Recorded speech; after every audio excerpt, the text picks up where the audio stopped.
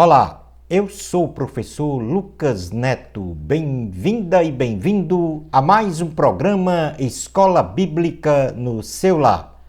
Hoje nós vamos estudar a lição de número 12, que tem como título Fé para crer na ressurreição de Cristo. Vamos então dar início à nossa aula de hoje. A ressurreição de Jesus representou a garantia da vida eterna de forma pragmática para os que creem que um dia ressuscitarão num corpo glorificado igual ao de Jesus. Nesta lição, veremos a doutrina da ressurreição no Antigo e no Novo Testamento, no item número 1. E finalizando o nosso estudo no item número 2, estudaremos a ressurreição de Cristo quanto à sua natureza, evidências e o seu propósito. A doutrina da ressurreição. Na realidade, no Antigo Testamento, não existe uma consolidação doutrinária da ressurreição. Porém, passagens bíblicas atestam sem dúvidas que existe uma crença positiva da condição de uma ressurreição após a vida terrena, muito bem estabelecida no primeiro livro escrito da Bíblia, que foi o livro de Jó. Jó, capítulo 19, versículos 25 ao 27, diz assim a palavra do Senhor: porque eu sei que o meu Redentor vive e por fim se levantará sobre a terra. Depois, revestido este meu corpo de minha pele, em minha carne verei a Deus. Passagens bíblicas importantes no contexto dos acontecimentos narrados no Antigo Testamento nos induz a perceber que, paulatinamente, a crença da ressurreição foi se consolidando como uma doutrina. Entre estas passagens, nós podemos citar, por exemplo, a ressurreição de um grande exército que está escrito, narrado no livro de Ezequiel, no capítulo 37, versículos 1 ao 6.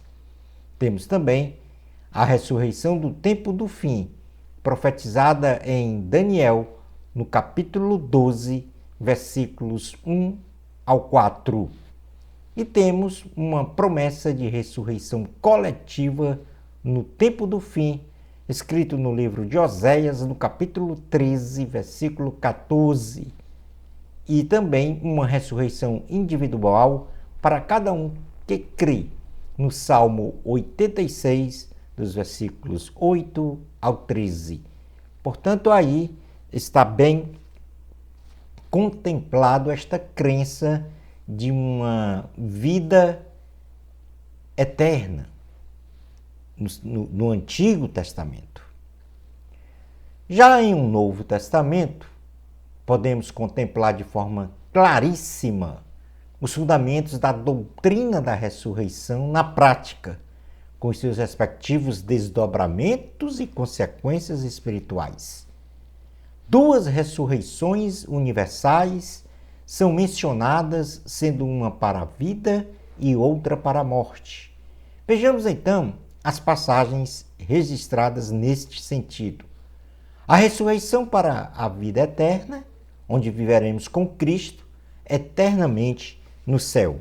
Isso está na primeira carta aos Tessalonicenses, no capítulo de número 4, versículos 13 ao 18, diz assim a palavra do Senhor.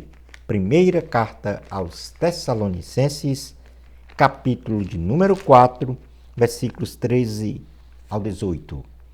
Não queremos, porém, irmãos, que sejais ignorantes com respeito aos que dormem, para não vos entristecerdes como os demais, que não têm esperança. Pois se cremos que Jesus morreu e ressuscitou, assim também Deus, mediante Jesus, trará em sua companhia os que dormem.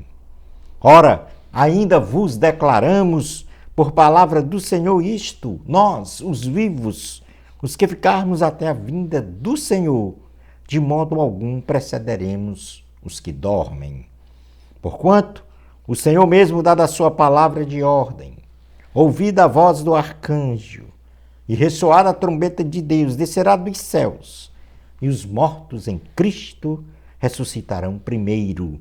Depois nós, os vivos, os que ficarmos, seremos arrebatados, juntamente com eles, entre nuvens, para o encontro do Senhor nos ares, e assim estaremos para sempre com o Senhor.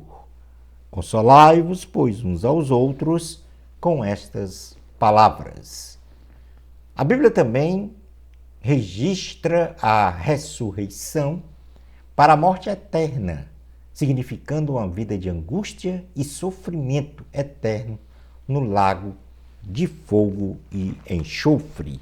E isso nós podemos ler no livro do Apocalipse, do capítulo 20, versículos 11 ao 15, que diz: Vi um grande trono branco, e aquele que nele se assentava, de cuja presença fugiram a terra e o céu, e não se achou lugar para eles. Vi também os mortos, os grandes e os pequenos, postos em pé diante do trono.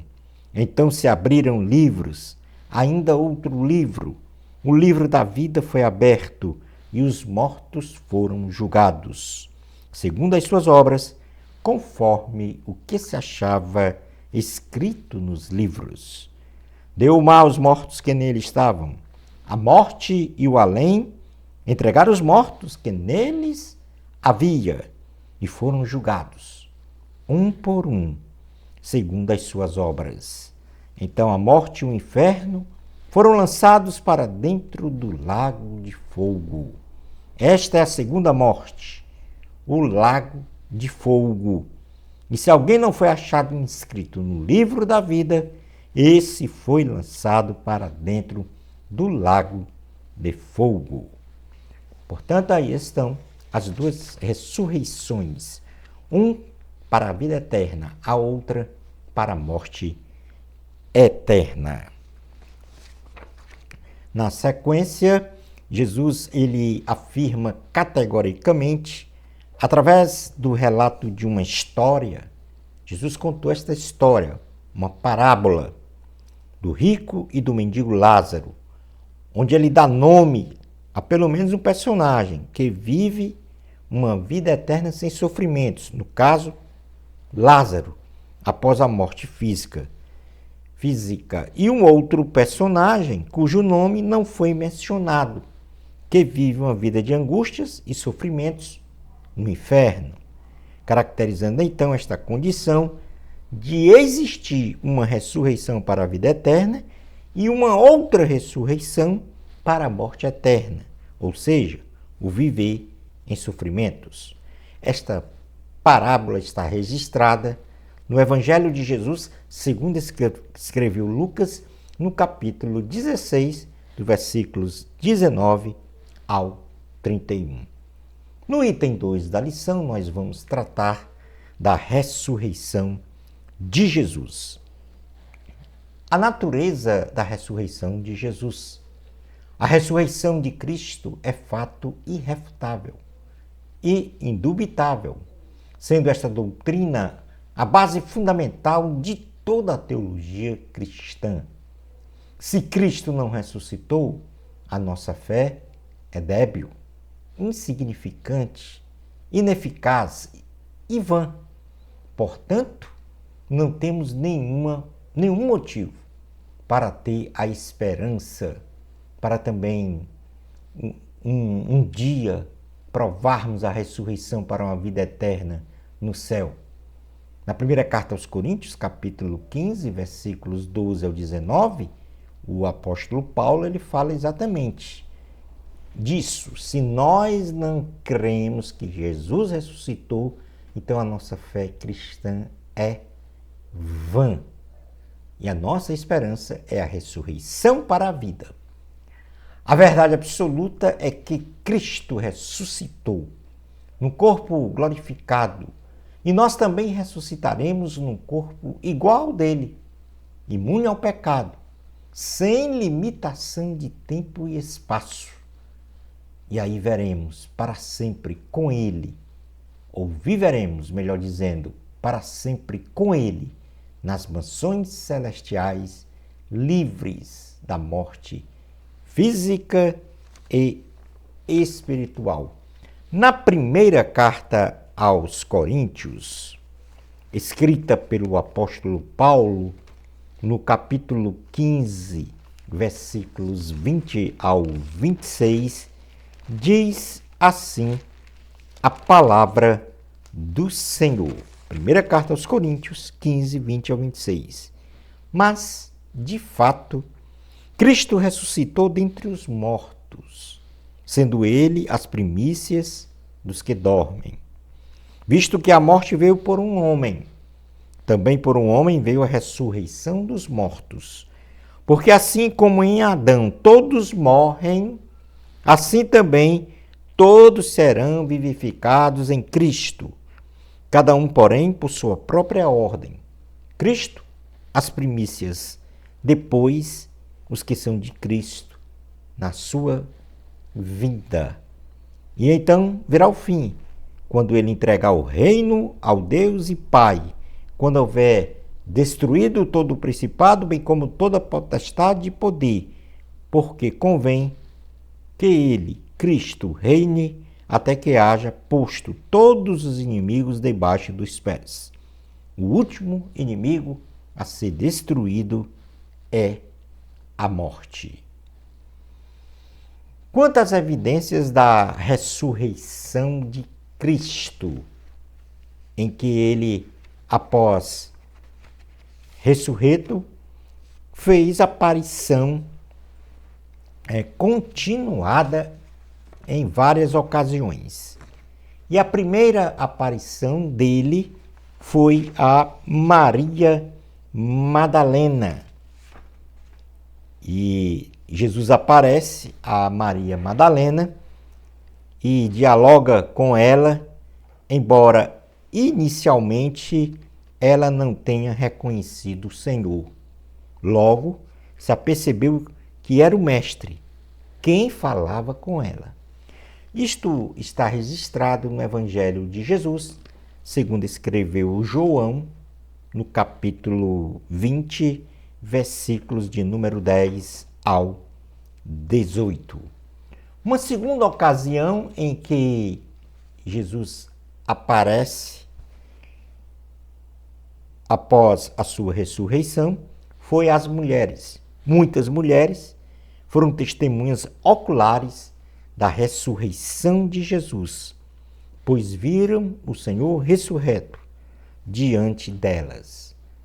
Isto está escrito no Evangelho de Jesus, segundo escreveu Mateus, no capítulo 28, versículos 1 ao 10. Jesus também apareceu ao apóstolo Paulo, depois da sua ressurreição. Na conversa o apóstolo Pedro, melhor dizendo, fez aparição o apóstolo Pedro. E na conversa que os discípulos a caminho de Emaús empreenderam, mencionaram que Jesus já havia se mostrado ressurreto a Pedro. Isto está escrito no Evangelho de Jesus, segundo escreveu Lucas, no capítulo 24, versículos 32 ao 35. Jesus também apareceu aos discípulos. Enquanto os discípulos estavam reunidos, o Senhor Jesus aparece repentinamente diante deles, com a prova material do seu corpo ressurreto. Jesus apareceu também a muitos na ascensão ao céu. Jesus explica aos seus discípulos as Escrituras, dá instruções e ascende ao céu, voltando então para a casa do Pai. Isto está escrito no Evangelho de Jesus, segundo escreveu Lucas, no capítulo 24, versículos 43 ao 53. Jesus também aparece aos discípulos em Emaús. Jesus conversa com 2 discípulos na estrada de Emaús. E eles, inicialmente, não o reconhecem. Porém, posteriormente, reconhecem a Jesus. Mas lamentam o fato que só tardiamente o reconheceram. Isto está escrito no Evangelho de Jesus, segundo escreveu Lucas, no capítulo 24, versículos 13 ao 35. Jesus também apareceu a mais de 500 pessoas, a Tiago e também a Paulo. O apóstolo Paulo relata em sua epístola aos Coríntios, no caso, na primeira carta aos Coríntios, capítulo 15, versículos 1 a 8, que Jesus apareceu, depois de ressurreto, a 500 pessoas, a Tiago e a ele mesmo. No caso, na conversão do próprio apóstolo Paulo. E, portanto, aí nós temos pelo menos 7 aparições de Jesus a várias pessoas, provando então a ressurreição de Cristo. E o propósito da ressurreição de Cristo é que ele, ao ser crucificado, morto, sepultado e depois da sua ressurreição, o propósito disso foi vencer a própria morte física, num primeiro momento, materializando então, quer dizer, esta vitória sobre a morte, melhor dizendo, foi materializado pelo túmulo vazio. Mas, principalmente, o propósito foi vencer os grilhões da morte espiritual. Ou seja, a morte espiritual é a separação do ser humano de Deus. E este foi o propósito da morte de Cristo. Este foi o propósito do plano de salvação. Realizar a reconciliação do ser humano com Deus. E um Deus, Jesus, um Deus que se fez carne, habitou entre nós e derramou seu precioso sangue pela remissão dos nossos pecados, pela remissão dos pecados de toda a humanidade. Isto de uma forma universal. E, portanto, Jesus, demonstrando seu infinito amor para conosco, se deixou ser crucificado, morto e sepultado, e ao terceiro dia ressuscitou, consolidando plenamente a nossa salvação da morte e da mais profunda sepultura, e bem como a justificação dos nossos pecados diante de Deus, nos redimindo para nos reconciliarmos com o Senhor. E após a nossa ressurreição, termos um corpo glorificado, igual ao dele. A nossa grande esperança foi relatada pelo apóstolo Paulo na sua carta aos Coríntios, que então tipifica a nossa majestosa vitória sobre a morte, onde um dia viveremos plenamente e eternamente em abundância com o Senhor Jesus. E na primeira carta aos Coríntios, no capítulo 15, versículos 50 ao 57, diz assim a palavra do Senhor. Isto afirma, irmãos, que a carne e o sangue não podem herdar o reino de Deus, nem a corrupção herdar a incorrupção. Eis que eu vos digo um mistério: nem todos dormiremos, mas transformados seremos todos, num momento, num abrir e fechar de olhos, ao ressoar a última trombeta. A trombeta soará, os mortos ressuscitarão incorruptíveis e nós seremos transformados. Porque é necessário que este corpo corruptível se revista da incorruptibilidade e que o corpo mortal se revista da imortalidade. E quando este corpo corruptível se revestir da incorruptibilidade e o que é mortal se revestir da imortalidade, então se cumprirá a palavra que está escrita: tragada foi a morte pela vitória. Onde está, ó morte, a tua vitória? Onde está, ó morte, o teu aguilhão? O aguilhão da morte é o pecado, e a força do pecado é a lei. Graças a Deus que nos dá a vitória por intermédio de nosso Senhor Jesus Cristo. Portanto, meus amados irmãos, sede firmes, inabaláveis e sempre abundante na obra do Senhor, sabendo que no Senhor o vosso trabalho não é em vão. Concluindo então a nossa aula de hoje. Nesta lição, aprendemos sobre a doutrina da ressurreição, bem tipificada no Antigo Testamento, pelos fatos narrados, dentre os quais mencionamos a ressurreição de um grande exército, no livro de Ezequiel, e uma ressurreição individual, para cada um que crê em Deus e no seu plano de salvação da humanidade, profetizada no livro dos Salmos.